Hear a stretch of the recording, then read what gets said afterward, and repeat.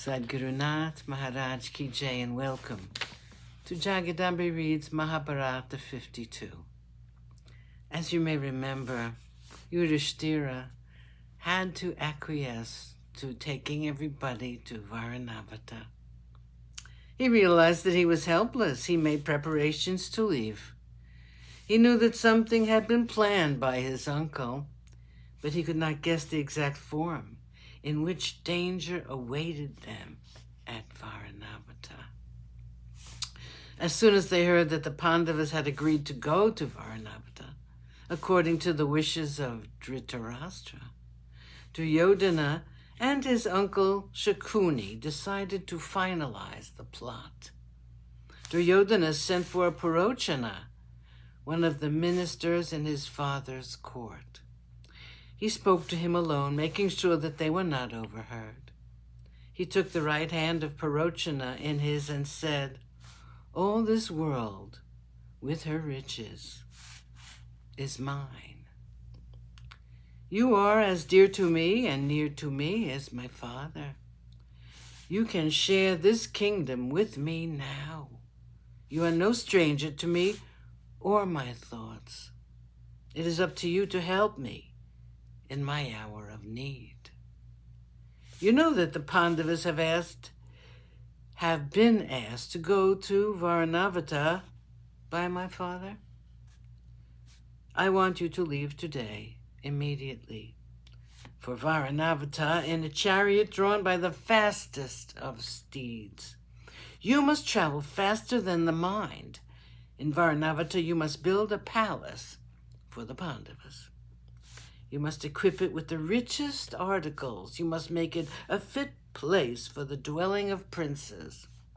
But remember, the house must be built of highly inflammable materials, like lac and wax. You must store pots of oil and ghee in several of the apartments.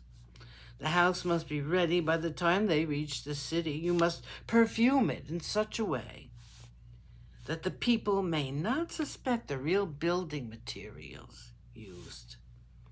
Then you must approach the Pandavas with great humility and ask them to live in that house. You must tell them that my father had this house built especially for their comfortable stay in Varanavata. You must win their confidence when they have lived in that house for some time, when you're sure that they are unsuspecting. You must set fire to the house. The fire should look as though it had been started accidentally. People must not suspect you. I want this to happen successfully. I do not want this plot to fail.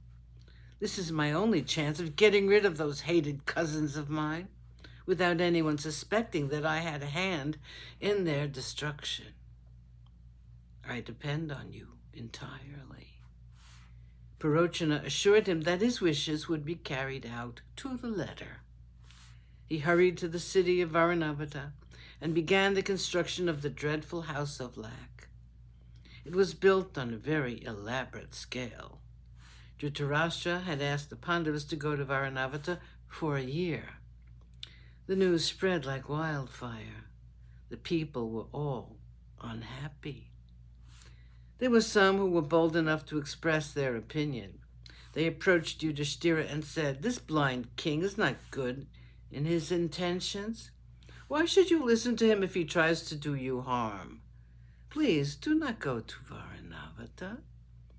It will cause you unhappiness or something more terrible than just this unhappiness.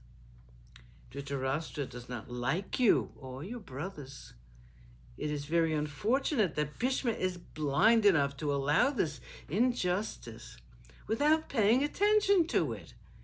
We beseech you, do not go to Varanavata." Yudhishthira pacified them with the words, "It has always been my rule, which I have set up for myself, never to refuse to do anything that my elders ask me to do." Sadgurunath Maharaj Ki Jai. Thank you for coming. I hope you come again.